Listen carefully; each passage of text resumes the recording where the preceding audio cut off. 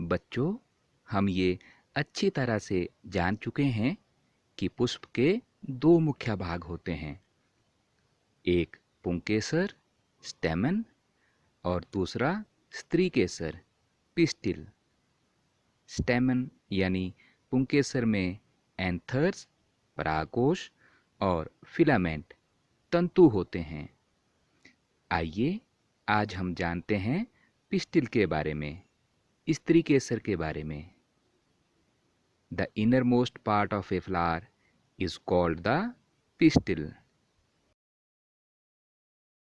पुष्प के केंद्र में स्थित भाग को स्त्रीकेसर कहते हैं। यदि ये दिखाई ना दे तो स्टेमन पुंकेसर को हटा दें। आइए स्त्रीकेसर के भाग जानें। Let us know parts of pistil. ये है स्टाइल, वर्तिका। ये स्टिग्मा है, वर्तिकाग्र। और सबसे नीचे ओवरी, अंडाशय। Let us understand the structure of ovary. आइए अब पुष्प के अंडाशय की संरचना को समझें।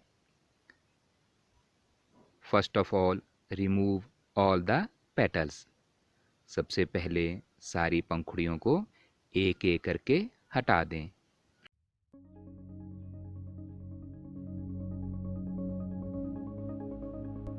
Then remove the sepals also.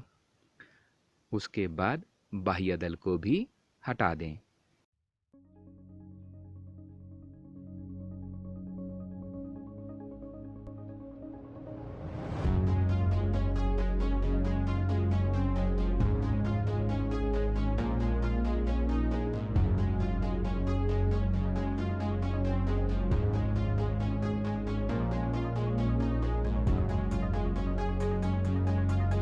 यदि ये दिखाई ना दे तो स्टेमन पुंकेसर को हटा दें।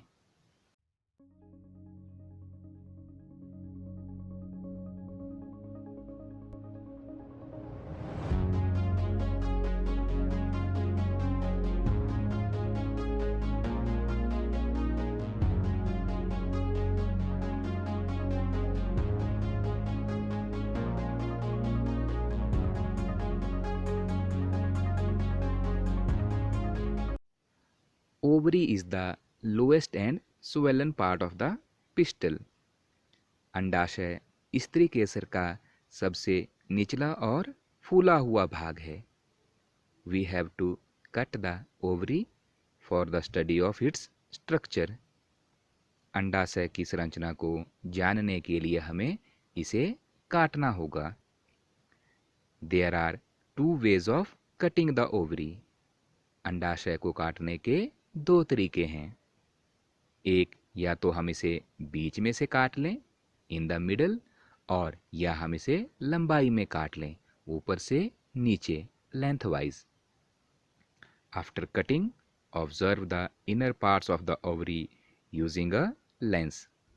काटने के बाद आप अंडाशय को आवर्धक लेंस की सहायता से ध्यानपूर्वक देखें।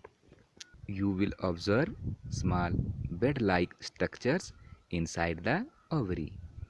आपको अंडाशय में छोटी छोटी गोल संरचनाएं दिखाई देंगी।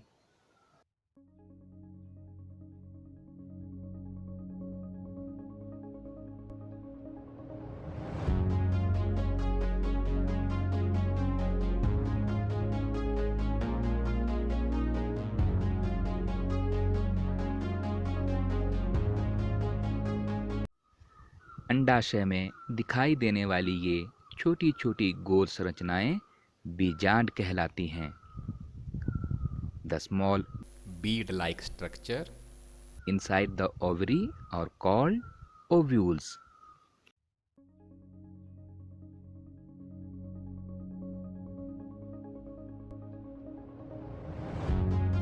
All the flowers has not same structure. सभी फूलों की संरचना एक जैसी नहीं होती। The number of sepals, petals, stamens and pistil may also be different in different flowers. पंखुड़ियों, बाह्यदल, पुंकेसर और स्त्री केसर की संख्या अलग अलग फूलों में अलग अलग होती है. Sometime some of these may even be absent.